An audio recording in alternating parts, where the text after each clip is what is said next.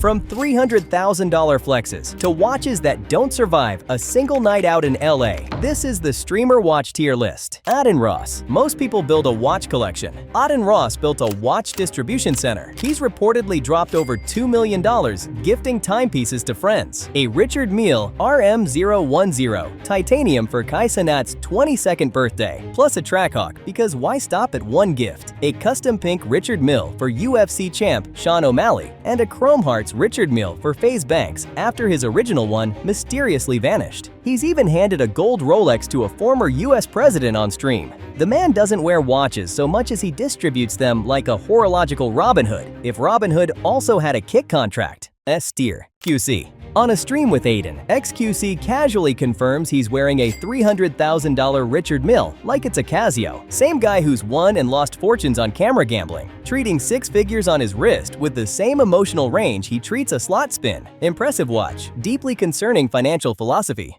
B tier. Kai Cenat. Kai didn't buy his Richard Mille, he just had a birthday and a rich friend. A tier. iShowSpeed. Adin gives Speed a Jacob & Co. Flight of CR7 watch, a real genuinely expensive piece, market value somewhere around $150,000. Plenty impressive on its own, so naturally, on a Valentine's Day date in Brazil, Speed takes it off mid-dinner, holds it up to his date, and announces it's worth $3 million. Not $300,000, $3 million. A 20 times markup, invented on the spot, to impress a girl who definitely couldn't have priced it either way. The watch was already a flex, he just couldn't help upgrading it. C tier. Neon. Neon gets robbed of his $20,000 watch live in LA on stream, which is just the sequel to the time thieves took his phone and shoes on camera a few months earlier. At some point, this stops being bad luck and starts being a recurring segment, either the worst security in streaming or, accidentally, the best content strategy. F tier.